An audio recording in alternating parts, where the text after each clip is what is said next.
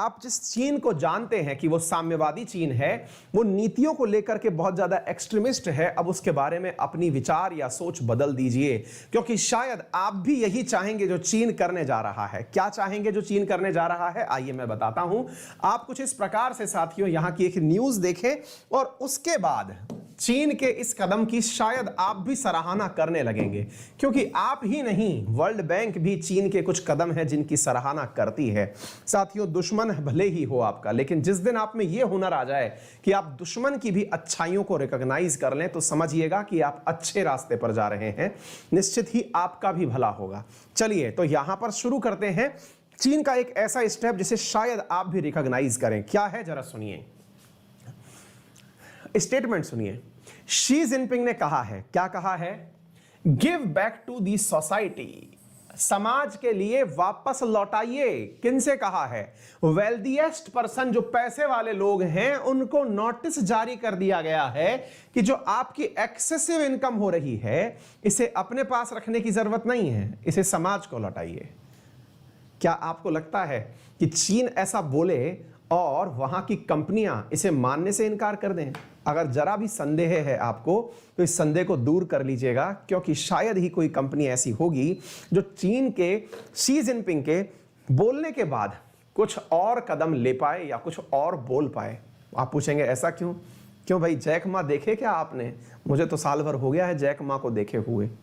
दीदी अपना कारोबार बंद कर चुकी है अमेरिका के अंदर। कंपनियों के साथ क्या करता है अमेरिका, ये सबको सबको पता है। और इसी चाइना ने हाल ही के अंदर अपने यहाँ की जो बेहतरीन कंपनियां हैं, पैसे वाली कंपनियां हैं, इनसे कह दिया है कि बहुत कमा लिया, अब जो ज़्यादा कमा रखा है उसे समाज को वापस लौटाइए। अब आप पूछेंगे समाज को लौटाइए, क्या लोग मान जाएंगे क्या? बिल्कुल मानना ही पड़ेगा। और कहां है ये सारी बातें, कहां हुई हैं और किस प्रकार से रोड मैप बनाया गया है, आज के सेशन में आप इसी चर्चा के बारे में बात करेंगे।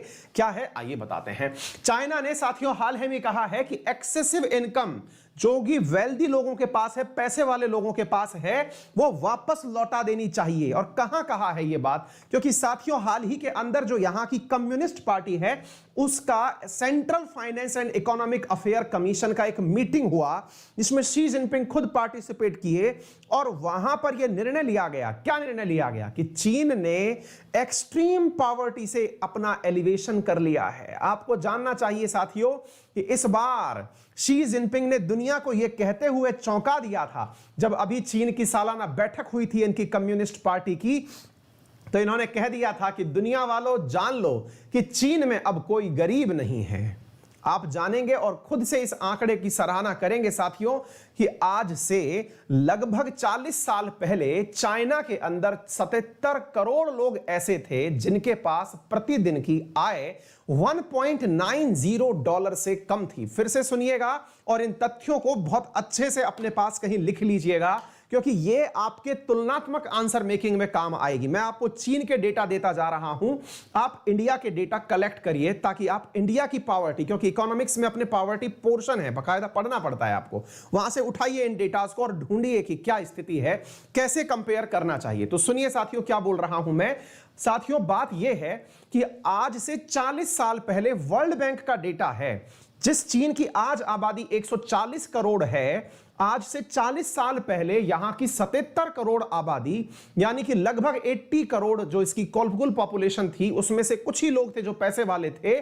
उस समय की 40 साल पहले की बात कर रहा हूं मैं, वहां 77 करोड़ लोग गरीब थे। गरीब का मतलब समझिए, गरीब का मतलब वो जिनको वर्ल्ड बैंक की गरीबी की परिभाषा में डाला जा सके। क्या है वर्ल्ड बैंक की गरीबी की परिभाषा?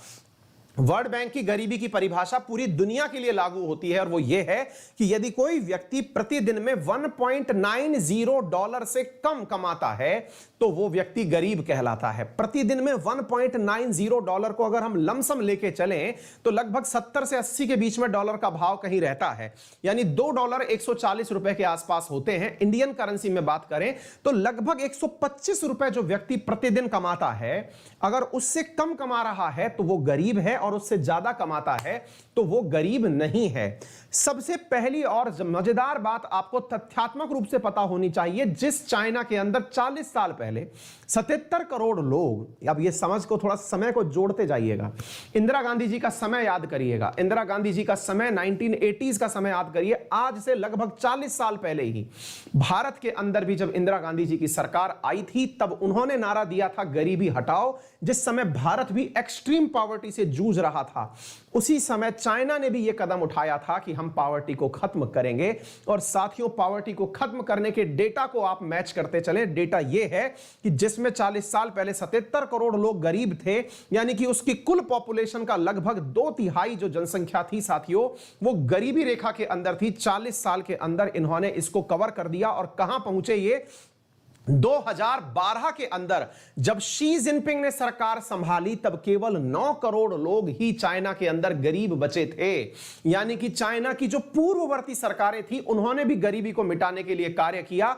और उसके बाद साथियों, आज की परिस्थितियों के अंदर जो शी जिनपिंग ने रिसेंटली भाषण दिया था अपना कम्युनिस्ट पार्टी के संस्थापक दिवस पर, तब उन्होंने कहा था कि चीन के अंदर अब कोई भी गरीब नहीं है, क्योंकि हमने सभी को उनकी बेसिक जो पॉवर्टी थी उससे ऊपर उठा दिया है। अब आप जानना तो चाहेंगे चाइना ने ऐसा किया कैसे, क्योंकि सर दुनिया के पास तो पैसा बढ़ता है पैसे वाले के पास, गरीब तो और गरीब होता है। कंसेप्ट तो यह है। चलिए मैं आपको बताता हूं। सबसे पहला जो चाइना ने प्रयास किया, जो आप खुद चाहेंगे कि काश हमारे देश में भी ऐसा हो, वो मैं आपको बताता हूं। पर वही है कि इसमें पॉलिटिक्स बहुत ज्यादा इन्वॉल्व हो जाती है, चीजें उतने अच्छे से हो नहीं पाएंगी, लेकिन फिर भी सुनिए साथियों। सबसे पहले चीन ने अपना स्टैंडर्ड ही सेट ऊपर कर दिया। मैं इसके बारे में कमेंट करूंगा, शायद आप उस कमेंट के साथ वास्ता रखें। कमेंट क्या है जरा सुनिएगा, पहले उस कमेंट को सुनिए फिर मैं आपको बताता हूं। कमेंट यह है कि आपके मन में एक भावना अगर घर कर गई कि भाई इस एग्जाम की कट ऑफ 50% नंबर पर ही जाती है, तो यकीन मानिए कि आप भी 50% के आसपास ही टिके रहेंगे। आपने दिमाग में यह भाव बिठा लिया कि इस एग्जाम की कट ऑफ 80% के आसपास जाती है, यकीन मानिए आपके नंबर 80% के आसपास आ जाएंगे। कारण यह है कि हमने जिस प्रकार की पूर्व धारणा बिठा ली कि भाई इसमें इतनी रिक्वायरमेंट है, तो हम तैयारी भी उसी हिसाब से करते हैं। आप देख लीजिएगा, मेरे बहुत सारे मित्र ऐसे हैं, मैं मतलब इसको थोड़ा सा मतलब वो नहीं करना चाहता, विवाद का विषय नहीं बनाना चाहता, लेकिन बहुत सारे वर्ग ऐसे हैं समाज के अंदर जहां पर एक साइकोलॉजिकल बैरियर बना रखा है कि मेरा तो इतने % पर हो ही जाएगा, तो मुझे पढ़ने की क्या जरूरत है। मेहनत ही नहीं करते हम लोग। चाइना ने इसको बदल दिया। क्या किया? इसने कहा वर्ल्ड बैंक क्या बोलता है, $1.9 प्रतिदिन पर गरीबी है, चलिए बदल देते हैं। इन्होंने $2.3 पर गरीबी सेट कर दी। क्या कहा? बोले तुम लोगों के हिसाब से 125 रुपए प्रतिदिन कमाएगा तो गरीब है, चलिए इसको थोड़ा बदल देते हैं। आप भी क्या याद रखोगे, 200 रुपए कर देते हैं। $2.3। बोले अब एक काम करो, 200 रुपए जो प्रतिदिन कमाएगा या 175 रुपए के आसपास जो प्रतिदिन कमाएगा, मेरी नजर में वो व्यक्ति गरीब होगा। उससे ऊपर कमाएगा तो ऊपर की तरफ देखा जाएगा। पहले तो परिभाषा ही बदल दी। अपने यहां पे इंडिया में तो लड़ाई इस बात की होती है कि नहीं नहीं साहब, आप वर्ल्ड बैंक वाले थोड़ा ज्यादा बढ़ा के बताते हैं, हमारे यहां तो आदमी 5 रुपए में अन्न खा लेता है, हमारे यहां तो सरकार की रसोइयां 8-8 रुपए में चलती हैं, हमारे यहां 50 रुपए में तो दिन कट जाता है दुनिया का बढ़िया सा। सर आप कहां 125 रुपए सेट कर रहे हो, हम तो उसको नीचे लाने की बात कर रहे हैं। इसने रिवर्स अप्रोच अपनाई, इसने कहा छोड़ो ये सब बातें, पहले तो स्टैंडर्ड सेट करो, ऊपर कर दिया स्टैंडर्ड सेट। अब दूसरा मॉडल इसने क्या अपनाया, अब वो समझिए। इसने क्या कहा साथियों, इसने गांव वालों को समझाया कि देखिए एक्सट्रीम पॉवर्टी कहां रह रही है, तो ग्रामीण क्षेत्रों में रह रही है। उन सबको उठाया और उन सबको उठा करके नजदीकी शहर के आसपास या गांव के नजदीक ही कोई नया शहर बसाया। सरकार के द्वारा हाई राइट्स बिल्डिंग्स बनाई गई, बड़े बड़े शॉपिंग कॉम्प्लेक्सेस बनाए गए, और लोगों को जैसे अपने भारत के अंदर क्या होता है, अभी जो अपनी सरकारें हैं वो क्या करती हैं कि भाई इसको 1 लाख रुपए दे दो कमरा बना लेगा, इसको टॉयलेट के 25,000 रुपए दे दो, इसको छत डालने के इतने रुपए दे दो, हैंडपंप लगाने के इतने पैसे दे दो, स्वास्थ्य के लिए इतने पैसे दे दो। अलग अलग योजनाओं के माध्यम से हमारे यहां पर धन पहुंचाया जाता है। चाइना ने ये सब चीजें हटाई। उसने कहा पैसा तो खर्च होना ही है, एक बार में ही हम खर्च कर देते हैं। चाइना ने उठाया, बिल्डिंग बनाई, बिल्डिंग के अंदर लोगों को उठा करके भर दिया कि चलिए आप इस बिल्डिंग में रहिए। पहले तो लाइफ स्टाइल सुधारिए। जो कहते हैं ना गरीब के पास मकान नहीं होता, तो पकड़िए ये तो रहा मकान।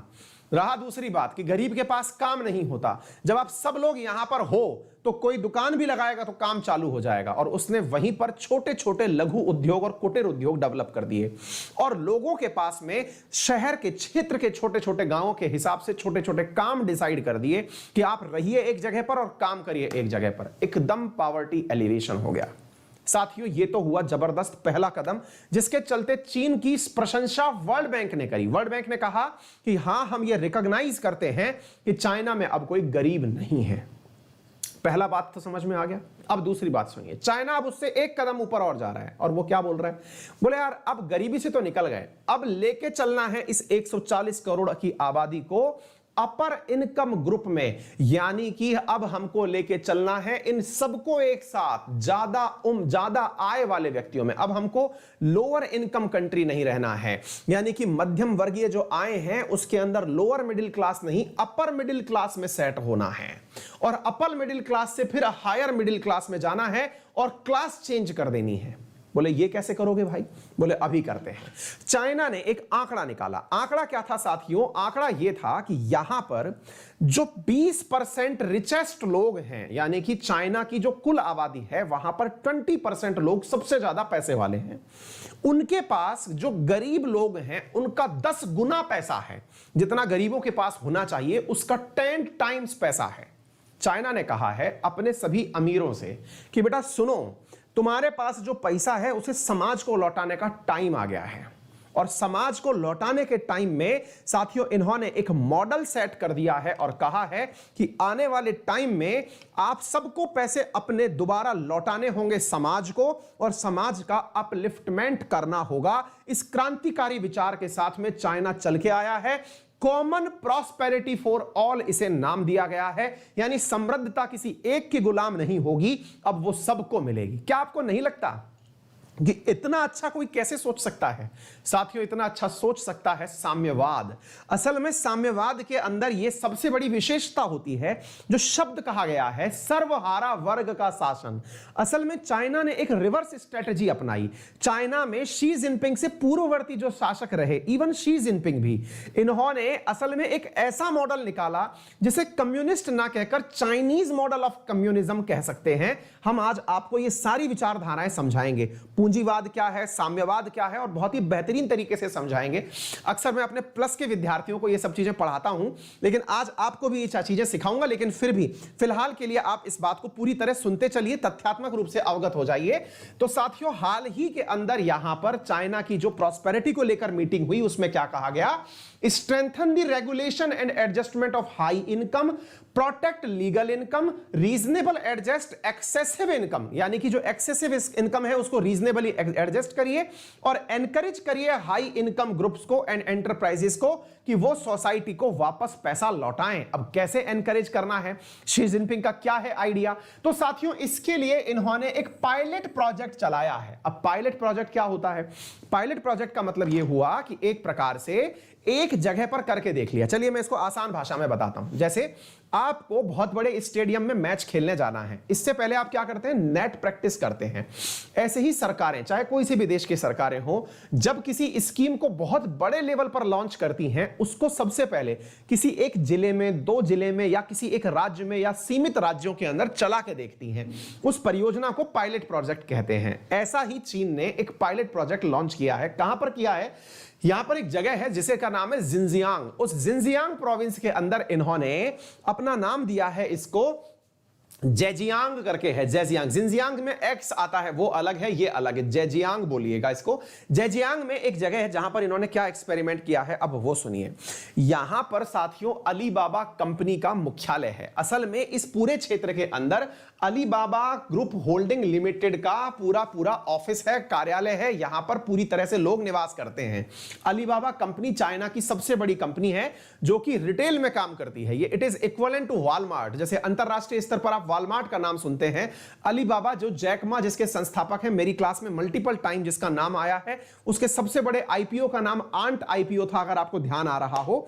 तो अलीबाबा ग्रुप की कंपनी जहां पर निवास करती है, वहां पर क्या कहा गया है, इस बात को सुनिएगा। यहां पर सरकार ने साथियों एक जबरदस्त इनिशिएटिव लिया है। क्या कहा है जरा सुनिएगा। लास्ट मंथ जेंजियांग ने एक डिटेल आंकड़ा रिलीज किया ये कहते हुए कि जो पर कैपिटा इनकम है उसको बढ़ा करके 75,000 युआन यानी 11,563 डॉलर प्रति व्यक्ति ले जाना है 2025 तक। ये जो इतनी इनकम बढ़ानी है, ये 5 साल में प्रत्येक व्यक्ति की आय 45% तक इंक्रीज करने का टारगेट रखा गया है। 5 साल के भीतर कहा गया है कि इस क्षेत्र के अंदर रहने वाले लोगों की आय इस कंपनी से कही गई है कि आपकी एक्सेसिव इनकम सोसाइटी को लौटाइए। कैसे लौटाएं?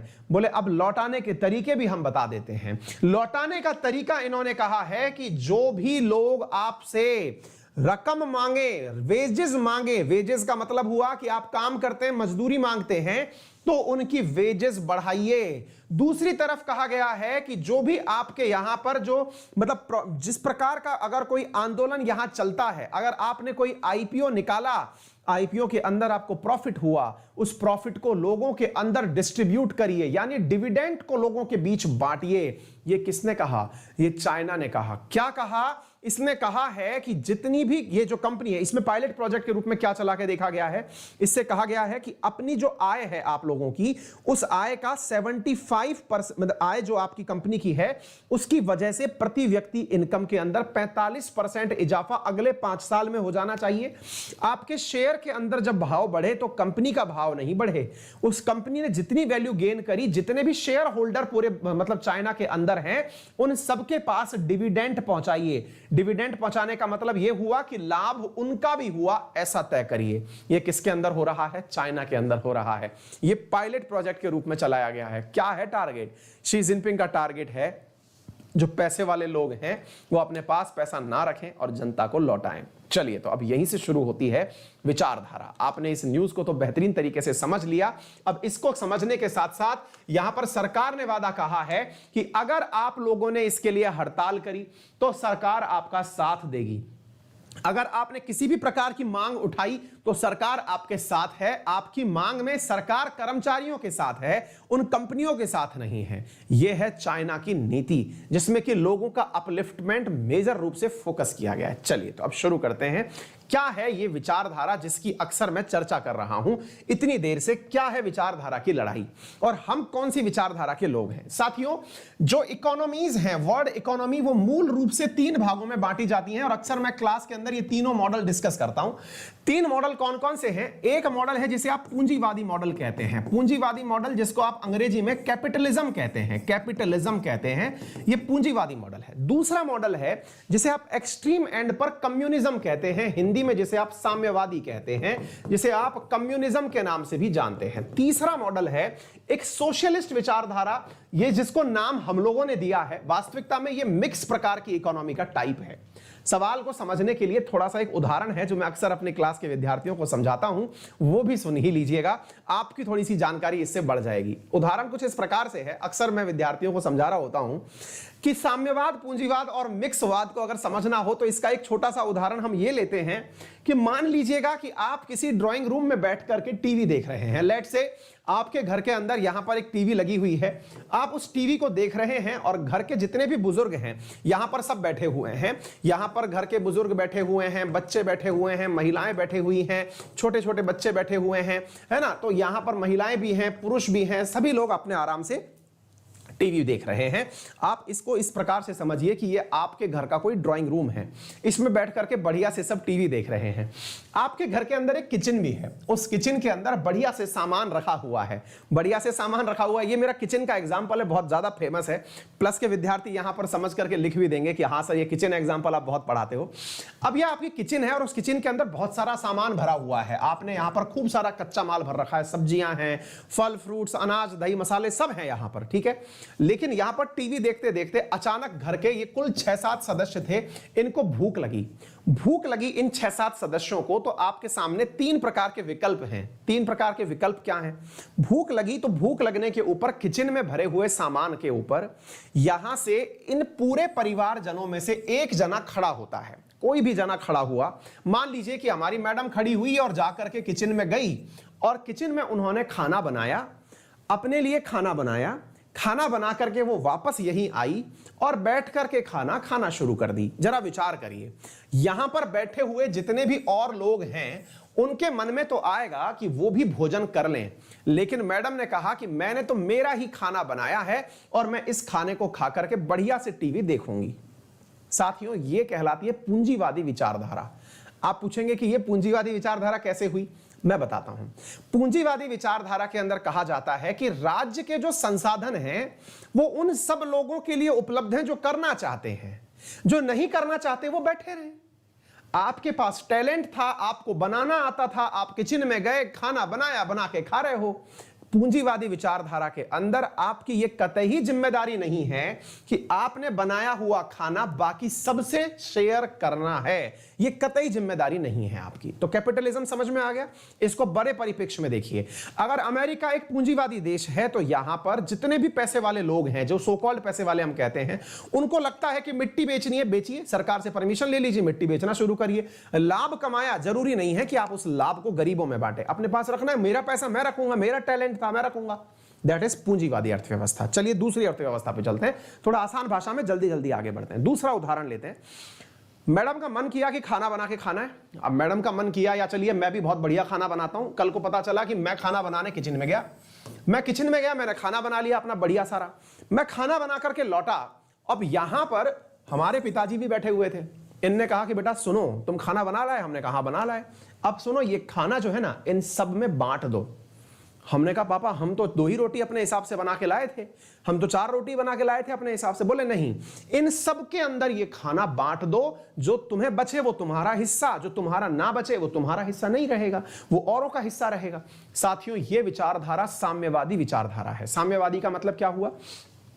काम किसी एक व्यक्ति ने किया लेकिन उसका लाभ सब में बट गया। अब आपकी एकदम मुंह खिल गए कि वाह सर, विचारधारा तो साम्यवादी ही होनी चाहिए। अब इनके प्लस माइनस भी सुन लीजिए ताकि आप खुद से डिसाइड कर पाएं कि क्या विचारधारा होनी चाहिए। तो भाई, हमारा खाना बट गया सब जगह, ये साम्यवादी विचारधारा। खाना किसी एक ने खा लिया, ये पूंजीवादी विचारधारा। आपका मन एक बार में ही ऐसा किया कि यार अब तो साम्यवादी ही विचारधारा बढ़िया होती होगी। लेकिन साथियों, इसको थोड़ा ऐसे समझते हैं। कल को जब हमने खाना सर्व किया उस समय पर मैंने आज तो बना दिया क्योंकि ये धोखा हुआ मेरे साथ। क्या धोखा हुआ? कि यार सबको देना पड़ेगा। इसका विकल्प क्या है? भाई साहब, अगले दिन तो मैं भी बैठा ही रहूंगा हाथ पे हाथ रख करके, जैसे ये सब लोग बैठे हुए थे। मैं भी बैठा रहूंगा कि कोई तो बेटा बना के लाएगा, और जैसे ही बना के लाएगा पापा तुरंत बोलेंगे कि सब में बांट दो, अपना भी पेट भर ही जाएगा। यानी कि मैं क्या बन जाऊंगा? कामचोर बन जाऊंगा। यानी मैं काम करने से बचूंगा। ये मूलभूत रूप से विचारधारा को समझने का प्रयास करिए। यही कारण था जिसके चलते रशिया, जो कि साम्यवाद का प्रवर्तक माना जाता है, जिस यूएसएसआर जिसने साम्यवाद की स्थापना की थी, उसने 1991 तक आते आते साम्यवाद को ही त्याग दिया कि भाई मैं साम्यवाद नहीं अपना सकता, क्योंकि अपनाऊंगा तो मेरे यहां नाकारा लोग पैदा हो जाएंगे। और दूसरा क्या होगा? दूसरा यह होगा कि मेरा जैसा भाई किचन में गया, बढ़िया से किचन में ही बनाया और वहीं खा के चला आया, और यहां आके केवल डकारे ले रहा है। बोले बताओ क्या करना है? डकारे डिस्ट्रीब्यूट करनी है तो कर देता हूं, खा के आया हूं। मतलब भ्रष्टाचार फैलेगा। आप लोगों का ध्यान रखना नहीं चाहेंगे। एक चीज तो क्या हो गया कि आप यहां पर लोगों का ध्यान नहीं रखना चाहेंगे, आप आलसी बन जाएंगे। अर्थात देश के रेस्पेक्ट में बात करें तो देश में अब कोई नया टैलेंट हाथ नहीं आजमाएगा। स्टार्टअप्स की शुरुआत ही नहीं होगी। स्टार्टअप डरेंगे कि मैं करूंगा मेरे लिए कि सबके लिए। मैं नहीं करना चाहता। भाई बैठे हुए हैं आराम से, कोई देगा तो खा लेंगे, क्या दिक्कत है? मतलब नया नवोन्मेष नहीं होगा। शुरुआत में गरीबों को बड़ा आनंद आएगा कि वाह मजा हो गया भाई, क्योंकि यहां पर हमको बैठे बिठाए मिल रहा है। लेकिन विचार करिए कितना बड़ा आदमी बेरोजगार होकर बैठ गया। तो फिर सर इसका क्या विकल्प है? तीसरा विकल्प बताइए। सर तीसरा विकल्प तो इसका यही है कि साम्यवाद के अंदर सामान्यतया सरकारें फिर ये काम करने लग जाती हैं।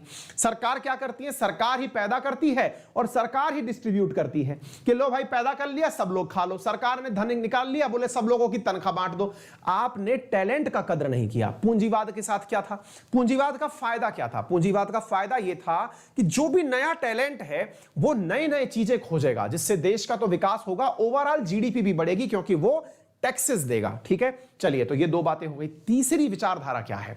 तीसरी विचार, अब फिर आपने सुना कि यूएसएसआर ने साम्यवाद को त्याग दिया था, लेकिन चाइना के अंदर तो हम पार्टी का नाम ही कम्युनिस्ट पार्टी बोलते हैं। बड़ा सवाल है, फिर चाइना ने साम्यवाद को आज तक क्यों नहीं त्यागा? आज आएंगे उसके ऊपर भी, लेकिन इससे पहले एक आखिरी सवाल और डिस्कस कर लेते हैं कि हम कहां हैं, यानी इंडिया कहां पर है। ना तो हम साम्यवादी, ना हम पूंजीवादी, हम क्या करें? बेटा, जब हम आजाद हुए थे ना, तब लड़ रहे थे ये लोग। कौन कौन? पूंजीवादी और साम्यवादी। एक तरफ पूंजीवादियों का पापा बना बैठा था अमेरिका, और साम्यवादियों का पापा बना बैठा था यूएसएसआर। ये आपस में झगड़ रहे थे, हमारा कंसेप्ट अच्छा है, हमारा कंसेप्ट अच्छा है, दोनों लड़ रहे थे। इंडिया चुपचाप बैठा बैठा बीच में से देख रहा था। इंडिया ने कहा, यार तुम्हारी लड़ाई ठीक ठाक है, लेकिन फीलिंग नहीं आ रही कि मुझे किस तरफ जाना चाहिए। तुम्हारे अंदर भी कुछ अच्छा है और तुम्हारे अंदर भी कुछ अच्छा है, चलो एक काम करते हैं, तुम्हारी भी अच्छाई ले लेते हैं, तुम्हारी भी अच्छाई ले लेते हैं, और हम मिश्रित प्रकार की चीज बना लेते हैं। इंडिया ने तो किया भी यही है ना, दुनिया भर का सारा ज्ञान समेट करके अपने पास रख लिया। तुम्हारा ये अच्छा दे दो, तुम्हारा ये अच्छा दे दो, और हमने एक हाइब्रिड मॉडल बना दिया जिसे मिश्रित अर्थव्यवस्था कहते हैं। यानी हमारे यहां पर पूंजीवादी व्यक्ति अगर कोई काम करना चाहता है तो करे, उसके पास टैलेंट है, नए खोज करना चाहता है, करे, बस करने के बाद में टैक्स दे दे बढ़िया से, और टैक्स सरकार को दे दे, और सरकार जो है वो गरीबों के खाने की, स्वास्थ्य की, रहने की, दवा की, इन सब की व्यवस्था करेगी। जैसे उदाहरण पकड़िए, जैसे आप लोग आज के समय पर क्या देखते हैं, सरकार के द्वारा आप मिड डे मील योजना चलती हुई देख लीजिएगा, है ना, पीडीएस यानी पब्लिक डिस्ट्रीब्यूशन सिस्टम देख लीजिए, आयुष्मान भारत योजना देख लीजिए, किसान सम्मान योजना देख लीजिए, विभिन्न प्रकार की सब्सिडी योजना देख लीजिए, स्वास्थ्य के लेकर के सरकार के द्वारा की गई योजनाएं उठा लीजिए। ये सारी चीजें क्या है? इसमें जो टैक्सेस आपने दिए, उन टैक्सेस से सरकार और लोगों के अपलिफ्टमेंट का कार्य कर रही है। दैट इज नॉन एज मिश्रित प्रकार की अर्थव्यवस्था। और इंदिरा गांधी जी तो इतनी कन्विंस हो गई थी इस बात से कि हमारा मॉडल ही बेस्ट है, कि उन्होंने इस चीज को अपने प्रियम्बल में ही डलवा दिया और कह दिया कि हम समाजवादी हैं, हम समाज के हर वर्ग का ख्याल रखते हैं, सोशलिज्म हमारी मूल धारणा है। 1976 42nd कॉन्स्टिट्यूशनल अमेंडमेंट में प्रियम्बल में शब्द डाल दिया गया। उम्मीद है आप लोगों को यहां तक भी सारी बातें समझ में आ गई। बोलिए, इतना समझ में आ गया हो तो वीडियो को लाइक और शेयर करना बिल्कुल ना भूलिए। क्लियर हो गया? अब आप पूछेंगे कि सर एक बात बताइए, यूएसएसआर ने साम्यवाद को त्याग करके पूंजीवाद अपना लिया, आज क्या अमेरिका पूरी तरह पूंजीवादी है? जी नहीं, वो भी अब इंडिया की तरह ही काम करता है, बोलता पूंजीवादी अपने आप को, लेकिन वो भी अब जनता के अपलिफ्टमेंट के लिए खुद से काम करता है। अब कोई प्रॉपर तरीके का पूंजीवादी नहीं बचा, ठीक है, ना ही प्रॉपर तरीके का कोई साम्यवादी बचा। लेकिन चाइना अपने साम्यवाद को दृढ़ता से पकड़ा हुआ था। फिर आप पूछेंगे कि अगर ऐसा था तो फिर चाइना ने ग्रो कैसे किया? बड़ा सवाल है ना। जब साम्यवाद चाइना के अंदर ही आ गया, और चाइना अपने आप को तो बोलता ही है कि कम्युनिस्ट पार्टी का शासन है, कम्युनिस्ट पार्टी के महासचिव ही तो हैं वर्तमान में जो अपने बैठे हुए हैं शी जिनपिंग, फिर उनका इतना कैसे चल गया सिक्का? चाइना ने बहुत ही डेडिकेटेड तरीके से काम किया। उसने क्या किया? उसने कहा ठीक है, साम्यवाद को अपनी जगह बैठा रहने दो, पहले लोगों से कहो जितना हो सकता है पैसा कमाओ, मॉडल पकड़िए, और उसी के साथ आज की खबर पढ़िए। सबसे पहले उसने लोगों से क्या कहा कि जिसको जितना कमाना है कमा लो, जितना कमाना है कमा लो, और कमाने के बाद बेटा जब पैसा कमा लो ना, तो कमा करके जो एक्सेसिव इनकम है वो वापस समाज को दे दो। एक्सेसिव इनकम, वास्तविकता में गांधी जी ने भी इसी एग्जैक्टली कंसेप्ट को दिया था आज से बहुत साल पहले, जिसे हम ट्रस्टीशिप की अवधारणा कहते हैं। ट्रस्टीशिप, गांधी जी ने भी सेम यही कंसेप्ट दिया था। आप कहेंगे गांधी जी को फिर लपेट लिया।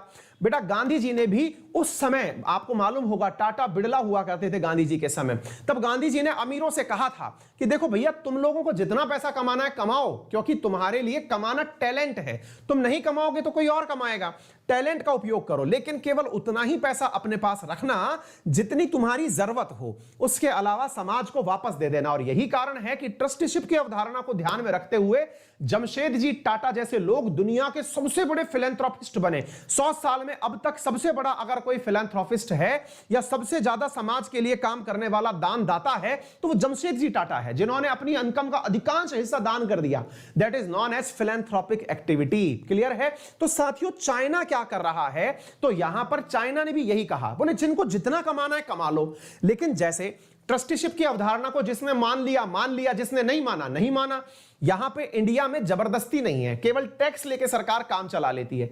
चाइना इस मामले में जबरदस्ती भी कर लेगा कि कह दिया ना तो करना पड़ेगा, यानी मैंने कमिटमेंट कर लिया तो फिर मैं तुम्हारी नहीं सुनूंगा। एग्जैक्टली चाइना उस मोड पर जा रहा है को तो ये बिल्कुल जो अपने गांधी जी थे उनका ट्रस्टीशिप ही है, लेकिन यहां पर इनकी जो शासन व्यवस्था है इसमें अपोजिशन की सुनवाई नहीं होती। अगर इन्होंने कह दिया कि पैसा सब में बंटना है तो बंटना है, फिर इसमें आप एक्सक्यूज नहीं ढूंढ पाएंगे। जैसे जैक मा उठा लो, दीदी उठा लो, जो भी उठा लो, सारी कंपनियां इसी चक्कर में दब के बैठ गई सरकार के सामने, क्योंकि सरकार जो चाहती है वही करती है। यानी यहां साम्यवाद का एक अलग ही रूप है जिसमें कि पूंजीवाद को तो पनपाया जाता है, लेकिन जहां मौका उठता है, चाहे गरीबों का अपलिफ्टमेंट करने का आया तो एक बार में अपलिफ्टमेंट कर दिया, गांव की गांव खत्म करके शहर बनाने की बात आई, खत्म कर दी, सड़क यहां से निकालनी है, बीच में चाहे 1000 घर हो, तोड़ दो, सड़क निकाल देंगे। यानी इनके यहां एक अलग प्रकार की विचारधारा चलती है और ये